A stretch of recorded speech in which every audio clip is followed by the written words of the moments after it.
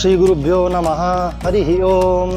सुधीन्द्रं कौंडिन्यं श्रुतिपतवितानाय निरतं षडाचार्यात् प्राप्तं द्वयमनुवरं श्रीधर गुरो शठारे रंगार्य स्य च वर कृपा प्राप्तमनघं भजेऽहं गोविंदं गुरुवर गणाग्र्यं कुलपतिम्।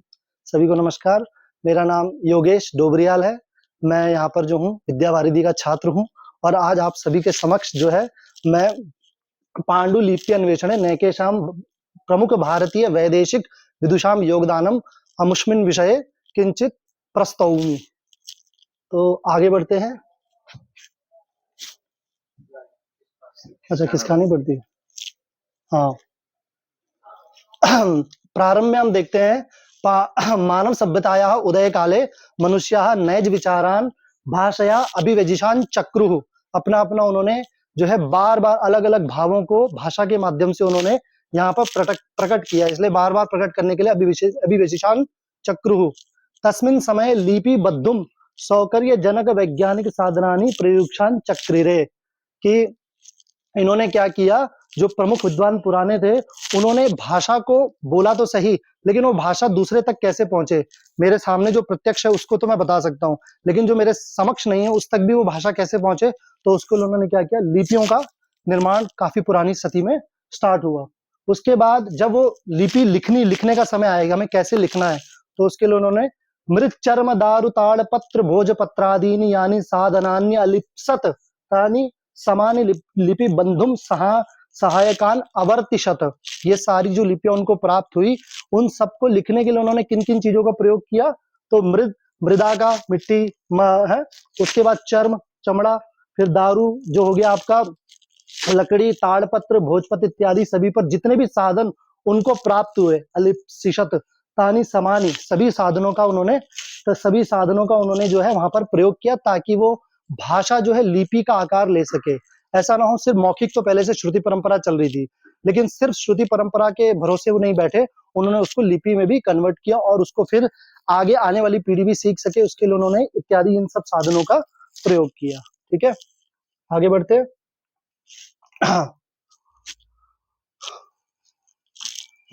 उसके बाद जो वैदेशिक विद्वान थे, इनमें जो है सबसे पहले Henry Thomas Colebrooke, India Office Library, जो सबसे पहले वैदेशिक विद्वान आते हैं वो, उनका नाम ये है। इन्होंने जो है एशियाटिक सोसाइटी में अध्यक्ष पद का भी पदभार ग्रहण किया था, और इन्होंने सबसे पहले जो ऐसी पांडुलिपि थी जो किसी नाम से प्रकाशित नहीं थी, किसी जानकारी में भी नहीं थी, उस तरह की जो पांडुलिपि थी वो इनके समक्ष आई, और इन्होंने उसको जो है कहीं ना कहीं हमारे सामने लाने का सबसे बड़ा योगदान, सबसे प्रथम योगदान वैदेशिक विद्वानों में हेनरी थॉमस कोलब्रग का है। उसके बाद होरेस हेमन विल्सन, जिसको आप लोग जो शिक्षा शास्त्री के बच्चे होंगे डॉक्टर विल्सन के नाम से जानते हैं, उन्होंने भी इसमें जो है हमें जो विष्णु पुराण की प्रति प्राप्त होती है उसमें काफी मेहनत जो है डॉक्टर विल्सन की है। मेघदूत के ऊपर इनकी जो सबसे पहली पांडुलिपि प्राप्त हुई थी, इनको वैदेशिक विद्वानों की बात कर रहा हूं, उसमें उन्होंने ही उसको जो है ट्रांसलेट इसको इंग्लिश में भी करवाया था। ये जो आपकी विलियम जोन्स थे जिस संस्था में, उसी संस्था में ये भी थे। उसके बाद मेघदूतम की भी इन्होंने जो है पांडुलिपि को खोज करके हमारे समक्ष लाने का प्रयास किया। अगले विद्वान थे फ्रेडरिक हॉल।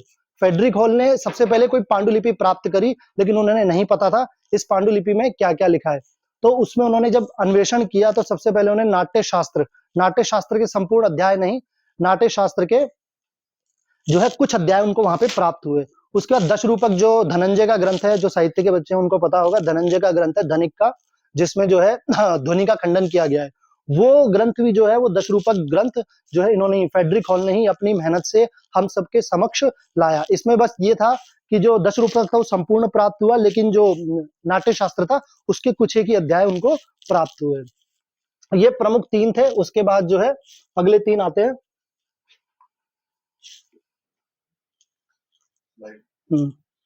अगले तीन थे ड्यूटल डिरिन्स। ये ड्यूटल डिरिन्स जो थे, ये थे तो जर्मनी के विद्वान, पर ये भारत आए थे और भारत में जो है इन्होंने बिहार प्रांत में खेतान गोश्रिंग में जो प्राकृत धम्म पांडुलिपि है उसका अन्वेषण किया। सबसे पहले किसी ने उनको खबर दी कि इस तरह की पांडुलिपि यहाँ पर है, लेकिन उसमें लिखा क्या है, क्या उसका विषय है, इन सब चीजों को जानने के लिए वह जो है बिहार के गो श्रृंग नाम के जगह पर आए और उन्होंने वहां पे अन्वेषणम आकार्षित इस तरह का उन्होंने अन्वेषण किया।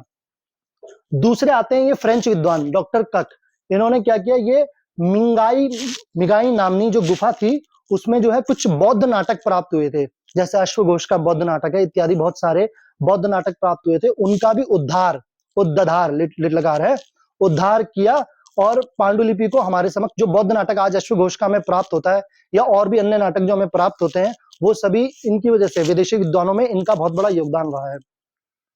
उसके बाद ये दोबारा जो है जर्मनी के विद्वान आ गए हैं, सर ए स्टाइन, ठीक है, इनको आप उनसे कंफ्यूज मत करिएगा, एनस्टाइन से, वो अलग थे, ये ए स्टाइन है, ठीक है। इन्होंने जो है हमारे समक्ष जो कादम्बरी है, कादम्बरी पता है किसी को किसकी रचना है? बाणभट्ट की रचना, वेरी वेरी गुड। तो बाणभट्ट की जो कादम्बरी रचना थी और सारंगधर पद्धति, इसके अलावा सुभाषितावली जो हम लोग सब सुभाषित श्लोक पढ़ते हैं वो सभी इन्हीं की वजह से जो है हमें यहाँ पर देखने को मिलती है। इन सबकी पांडुलिपि इनको प्राप्त हुई थी सबसे पहले, तो उसकी वजह से जो है उन्होंने उस पर कार्य किया। और कार्य किसके साथ किया? तो ये काशी विद्युत परिषद के विद्वान थे दुर्गा प्रसाद, इनके साथ मिलकर के जो है इन्होंने हमारे समक्ष कादम्बरी, सारंगधर पद्धति और सुभाषितावली आदि ग्रंथों का जो है संपादन किया। उसके बाद आगे बढ़ते हैं और अन्य बहुत सारे विद्वान भी इस कैटेगरी में आते हैं, लेकिन सबसे पहले हम जो है भारतीय विद्वानों को देखते हैं। ये टी गणपति शास्त्री है, इन्होंने जो है ये इसमें क्या नाम है, बिहार प्रांत के ही रहने वाले थे ये टी गणपति शास्त्री, हालांकि इनका मूल जो है कर्नाटक से निकल के आता है। तो उसमें जो है इन्होंने स्वप्नवास दत्त और त्रोटक, बहुत सारे त्रोटक ग्रंथ, जैसे नाटक ग्रंथ है वैसे त्रोटक ग्रंथ है, उनमें भी इनका काफी बड़ा योगदान था। और उनका इन्होंने, कुछ लोगों ने क्या किया था, सिर्फ उसको ढूंढ करके लेके आए थे, पर इन्होंने क्या किया, उसको लिखने के अलावा उन्होंने इसका प्रकाशन भी स्वयं करवाया।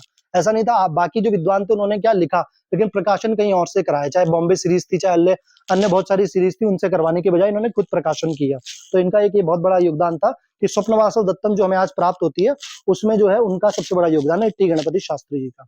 उसके बाद रुद्रपत्तन श्यामा शास्त्री, काफी पुराने विद्वान थे, ये बंगाल के थे, और इनकी जो है मुझे फोटो मिल नहीं पाई, तो मैंने जिस इसकी स्थापना करी थी इन्होंने, रुद्रपत्तन श्यामा शास्त्री जी ने ओरिएंटल रिसर्च इंस्टीट्यूट की स्थापना करी थी, ठीक है, ये मैसूर में है, और इसका हिंदी में नाम था पौर्वात्य अनुसंधान संस्थानम। तो हमारे जो प्रस्थान त्रय प्राप्त होते हैं, ब्रह्मसूत्र, गीता और उपनिषद, इन तीनों की सहस्त्राधिक, क्योंकि पाठवेद अलग अलग होते थे पहले, तो उन सब पाठवेदों को मिलाकर सहस्त्राधिक पांडुलिपियां प्राप्त हुई थी, तो उनका भी इन्होंने प्रकाशनम समर्पयान चकार, ठीक है, इनका भी इन्होंने जो है प्रकाशन किया था। उसके बाद आते हैं वेंकट रमन राघव, इनका सबसे बड़ा योगदान है ये जो कैटालॉगोरम ये करके एक संस्था थी, उसी की ये पुस्तक भी छपी है। इसमें जो है अलग अलग पांडुलिपियों का समावेश किया गया था एक जगह पर, कि जैसे आज हम देखते हैं ना कैटालॉग, उस तरह का पहला अगर किसी ने कार्य किया था तो वेंकट रमन राघवन थे, ठीक है, ये तमिल थे।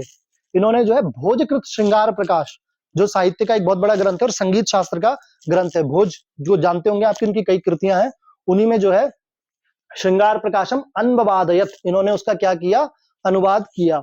उसके बाद एवं न्यू कैटालॉगर मिति निर्माणम अकरोत, इन्होंने क्या किया, उसी जो मैं बता रहा हूं कि एक जगह सभी पांडुलिपियों का समावेश हो सके, उसको लाने के लिए इन्होंने बहुत मेहनत करी। और आज जो हमें कैटालॉग देखने को मिलती है उनमें कहीं ना कहीं सबसे प्रारंभिक योगदान जो था वो उन्हीं का था, जो आज एक जगह पे हमें सारी पांडुलिपियां मिल जाती है, सबसे पहला काम। इसलिए आज आप जाके भी चेक कर सकते हैं, ये भी बनती है इस तरह से। ये जो ओरिएंटल रिसर्च इंस्टीट्यूट है ये आज भी काम करता है, लेकिन ये शुरुआत किन्होंने करी थी, तो रुद्रपत्तन श्यामा शास्त्री जी ने करी थी, ठीक है।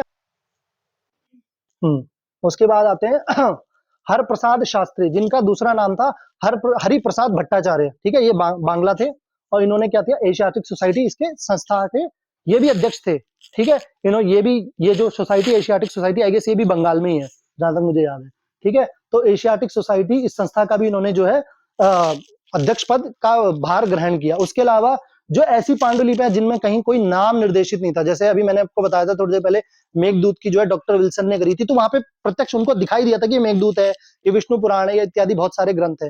लेकिन कुछ ऐसी पांडुलिपियां जो कहीं इधर उधर बिखरी हुई थी, एक जगह पे सुव्यवस्थित नहीं थी, तो उन सब पांडुलिपियों को जो किसी नाम से प्रकाशन दी थी, लेकिन उनका विषय क्या था, उस आधार पर उनमें क्या क्या विषय दिया, किसी में जो है भगवान की स्तुति है, किसी में श्रृंगार इत्यादि का वर्णन है, उन सब जो लिपियों को क्या किया इन्होंने, अमी भी पांडुलिपि नाम सुव्यवस्थनम संकलम आकारी, ठीक है, इन्होंने क्या किया, उन सभी का संकलन करके हमारे समक्ष लाया, ठीक है। इनका नाम क्या था, हर प्रसाद शास्त्री, या फिर आप इनका दूसरा नाम बोल सकते हैं हरि प्रसाद भट्टाचार्य, ठीक है, एक ही बात है।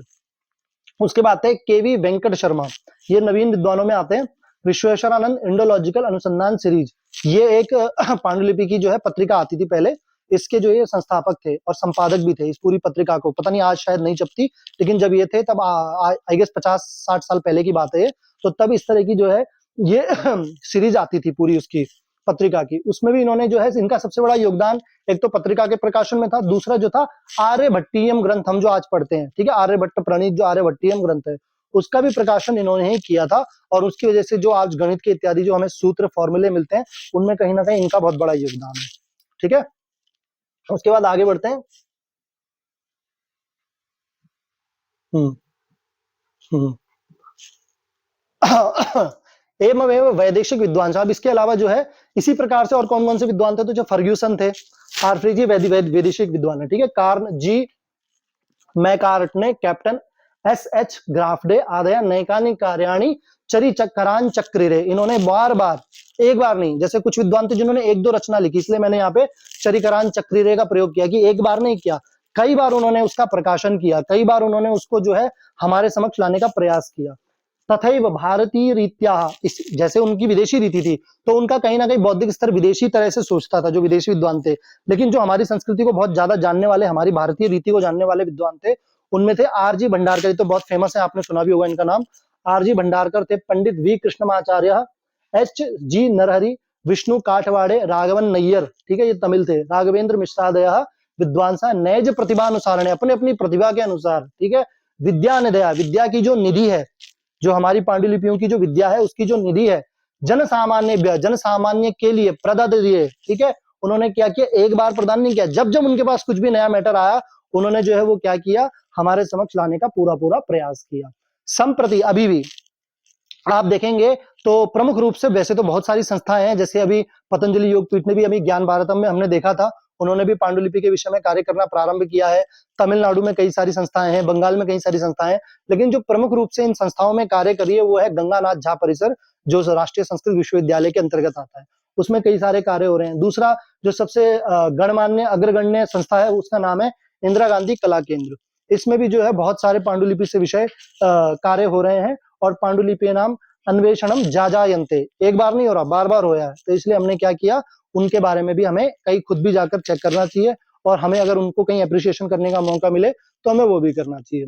इसके बाद आगे बढ़ते हैं। धन्यवाद आप सभी का। हाँ, नहीं हुआ क्या? चलिए, ठीक है सर।